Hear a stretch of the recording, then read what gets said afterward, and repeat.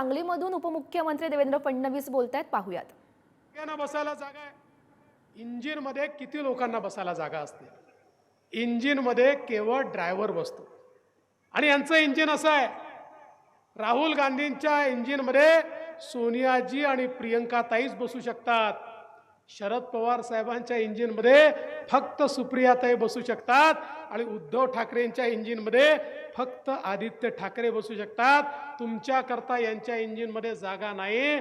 पण बंधू भगिनींनो, ज्या क्षणी तुम्ही संजय काकांच्या कमळाची बटन दाबता, आपल्या सांगली जिल्ह्याची बोगी ही मोदी साहेबांच्या ट्रेनला अटॅच होते आणि सबका साथ सबका विकास करत विकासाकडे ही बोगी पुढे जाते. आज आपण पाहू शकतो मोदी साहेबांच्या नेतृत्वात झालेली सगळी कामं. आज या ठिकाणी टेंबू योजनेचा सगळा इतिहास आपण ऐकला. स्वर्गीय संपतरावजींनी याकरता दिलेलं जे काही श्रम असतील, घेतलेलं त्या ठिकाणी त्रास असेल, त्या ठिकाणी त्यांनी केलेली मेहनत असेल, हे आपण निश्चितपणे विसरू शकत नाही. आणि बंधू भगिनींनो, मला हे देखील या निमित्ताने सांगायचं आहे, या पश्चिम महाराष्ट्रामध्ये विशेषतः दुष्काळी भागामध्ये टेंबू, ताकारी, म्हैसाळ असेल, सातारा जिल्ह्यातल्या योजना असतील, सोलापूरच्या असतील, सांगलीच्या असतील, या सगळ्या योजना 15 वर्ष या ठिकाणी ज्या काळामध्ये सरकार होतं काँग्रेसचं, राष्ट्रवादी काँग्रेसचं, त्या काळामध्ये या सगळ्या योजनांची गती काय होती? तिकडे विदर्भामध्ये आम्ही ओरडायचो, आम्हाला निधी मिळत नाही. आम्हाला सांगितलं याचं पैसा पश्चिम महाराष्ट्राकडे गेला.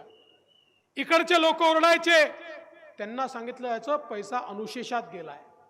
न इकडे पैसा मिळायचा ना तिकडे पैसा मिळायचा. मी ज्यावेळेस महाराष्ट्राचा मुख्यमंत्री झालो त्यावेळी अनेक लोकांना शंका होती की आता तर आम्हाला पैसे मिळणारच नाहीत, आता तर आमच्या योजना होणारच नाहीत, आता सगळा पैसा हा विदर्भामध्ये जाईल. पण त्यावेळी खऱ्या अर्थानं आपण जर बघितलं तर या दुष्काळी भागांच्या सगळ्या योजनांना सर्वात जास्त पैसा जर कधी मिळाला असेल तर तो 2014 पासून 2019 पर्यंत मिळाला. आणि काल पुन्हा आपण सत्तेवर आलो तर पुन्हा या ठिकाणी पैसा देण्याचं काम आपण सुरू केलं. कारण आपल्याला दुष्काळी भागाची व्यथा दूर करायची होती. बंधू भगिनींनो, आज देखील आपण पाहू शकतो इतक्या मोठ्या प्रमाणात आपण विस्तारित म्हैसाळ योजनेला 1930 कोटी रुपये दिले, विस्तारित टेंबू योजनेला 7000 कोटी रुपये आता दिले. आणि त्याच्या आधी देखील देशाचे प्रधानमंत्री माननीय मोदीजींनी या सगळ्या योजना पूर्ण करण्याकरता 26,000 कोटी रुपये महाराष्ट्राला दिले. 26,000 कोटी रुपये. या योजना कधी पूर्ण झाल्या नसत्या, पण 26,000 कोटी रुपये माननीय मोदी साहेबांनी दिल्यामुळे आज या सिंचनाच्या योजना पूर्ण होत आहेत आणि दुष्काळी भागामध्ये मोठ्या प्रमाणात पाणी चाललेलं आहे. मला आठवण येते गणपतराव देशमुखांची, ज्यांनी अनेक वर्ष सोलापूर जिल्ह्यातल्या सांगोल्यात संघर्ष केला. आणि ज्यावेळी 50,000 हेक्टरला आम्ही पाणी दिलं त्यावेळेस गणपतराव देशमुख उठून उभे राहिले, म्हणाले जन्मभर मी विरोध केला, पण आज सांगतो आमच्याकडे दुष्काळी भागामध्ये पाणी आलं ते केवळ युतीचं सरकार आणि नरेंद्र मोदी होते म्हणून या ठिकाणी पाणी आलं, नाहीतर हे पाणी आलं नसतं. आम्ही भेदभाव नाही केला, उलट जे जास्तीत जास्त करता येईल हे केलं. कारण मोदीजींची शिकवण आहे सबका साथ सबका विकासाची. आणि बंधू भगिनींनो, अनेक लोकांनी या ठिकाणी राज्य केलं, मंत्रिपद भोगली, पण आपल्याला केवळ चॉकलेट दिले, त्याच्या पलीकडे काही मिळालं नाही. हे देखील आपण सगळ्यांनी लक्षात घेतलं पाहिजे.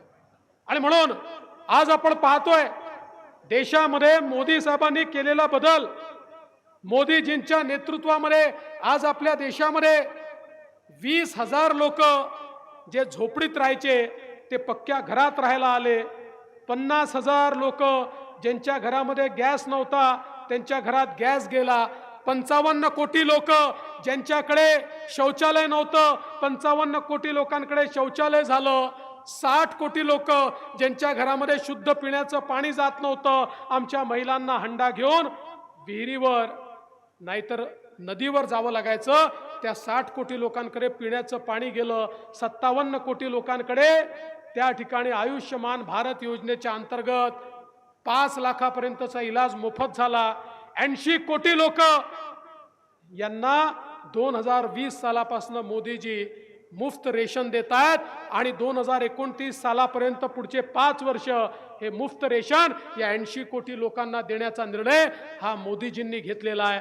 आज आपण पाहू शकतो समाजामध्ये आमचे जे 12 बलुतेदार आहेत, पारंपरिक व्यवसाय करणारे आहेत, त्यांना देखील मोदीजींनी विश्वकर्मा सारखी योजना दिली, 14,000 कोटी रुपये दिले. त्यांच्या पारंपरिक व्यवसायाला बळ मिळालं पाहिजे, त्यांच्या व्यवसायात आधुनिकता आली पाहिजे, त्यांच्या पुढच्या पिढ्यांचं कल्याण झालं पाहिजे, याकरता 14,000 कोटी रुपये मोदीजींनी दिले.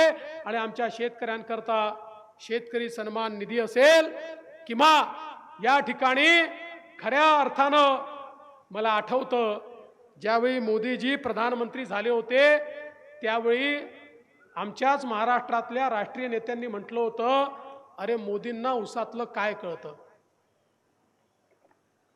मोदींना साखर कारखानदारीतलं काय कळतं.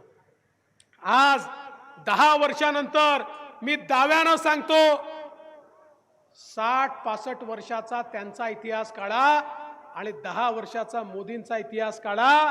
साखर कारखानदारी करता आणि उसाच्या शेतकऱ्याकरता जेवढे निर्णय मोदीजींनी घेतले आजपर्यंतच्या इतिहासात एवढे निर्णय कधी झाले नव्हते. शेतकरी अडचणीत आला, FRP करता मदत, साखर कारखानदार अडचणीत आला तर त्या ठिकाणी MSP ची मदत, आज इथेनॉलच्या करता एक मोठी पॉलिसी तयार केली. आणि एवढंच नाही तर साखर कारखानदारीवर 25-30 वर्ष जवळपास 10,000 कोटी रुपयाची तलवार इन्कम टॅक्सची लटकली होती. सगळीकडे कारखानदार निराश झाले होते. आता शेतकऱ्याकडनं पैसा कापावा लागेल अशी अवस्था होती. अशा काळामध्ये मागच्या सरकार सांगायचं इन्कम टॅक्स एकदा लागला की रद्द होत नाही. तो इन्कम टॅक्स रेट्रोस्पेक्टिव्हली मागच्या काळापासनं मोदी सरकारने रद्द केला आणि त्यामुळे आमच्या शेतकऱ्यांकडनं जे 10,000 कोटी रुपये वसूल होणार होते तिची वसुली संपवण्याचं काम, ते संपवण्याचं काम आणि कारखान्यांनाही सुस्थितीत आणण्याचं काम हे माननीय मोदीजींच्या माध्यमातून आज या ठिकाणी झालं. आज आमच्या महिला या ठिकाणी मोठ्या प्रमाणात आहे. मुद्रा सारखी योजना मोदीजींनी आणली. मोदीजींनी मुद्रा योजनेच्या अंतर्गत 10 लाखापर्यंतचं लोन बिना तारण आणि बिना गॅरंटरचं देण्याचा निर्णय केला. पूर्वी बँकेत गेलं तर तुमच्याकडे तारण ठेवायला बिल्डिंग आहे का विचारलं जायचं किंवा तुमच्याकडे सरकारी बाबू कोणी नातेवाईक असेल तर त्याची गॅरंटी आणा सांगितलं जायचं. मोदीजींनी सांगितलं या सगळ्या लोकांची गॅरंटी मी घेतो.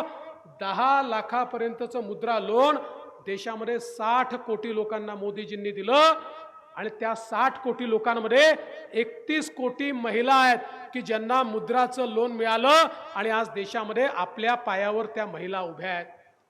या ठिकाणी 80 लाख बचत गट तयार केले. 8 लाख कोटी रुपये त्या बचत गटाला दिले आणि महिलांना आपल्या पायावर उभं केलं. आणि आता मोदीजींनी सांगितलं बचत गटाचे जे काही त्या ठिकाणी प्रॉडक्ट्स तयार होतात त्या प्रॉडक्ट्सच्या विक्री करता airport, railway station, bus station सगळ्या सरकारी जागांवर आता जागा आरक्षित ठेवण्यात येणार आहे. कारण मोदीजी म्हणतात एक पुरुष जेव्हा आपल्या पायावर उभा होतो तेव्हा केवळ पुरुष पायावर उभा होतो, पण महिला जेव्हा पायावर उभी राहते त्या संपूर्ण घर हे त्या ठिकाणी पायावर उभं राहतं. आणि म्हणून महिलांना अधिकार देण्याचं काम मोदीजींनी केलं. आज वयोश्री सारखी योजना आणली. गरीबाच्या घरी, कोणाच्याही घरी जे वयस्कर लोक आहेत, आता तर 70 वर्षाच्या वरच्या सगळ्या लोकांना सर्व प्रकारचे औषधं उपचार फ्री केले. पण त्यासोबत वयोश्री योजनामध्ये कोणाला कानाचं यंत्र पाहिजे तर कानाचं यंत्र, चष्मा पाहिजे तर चष्मा, कवळी पाहिजे तर कवळी, कमोड पाहिजे तर कमोड, ज्या ज्या काही वयस्कर लोकांना सुविधा लागतात त्या सगळ्या सुविधा त्यांच्यापर्यंत पोहोचवण्याचं काम हे माननीय मोदीजींनी या ठिकाणी केलं. आणि एवढंच नाही तर आमच्या दिव्यांगांकरता फ्रान्स आणि जर्मनीमध्ये अत्युच्च दर्जाचे त्या ठिकाणी जे पाय हात कृत्रिम तयार होतात त्याची फॅक्टरी भारतामध्ये टाकली आणि देशामध्ये दिव्यांगांना त्या ठिकाणी चांगल्या प्रकारचे पाय, चांगल्या प्रकारचे हात, चांगल्या प्रकारचे प्रोस्थेटिक लेग्स, म्हणजे जो दिव्यांग चालू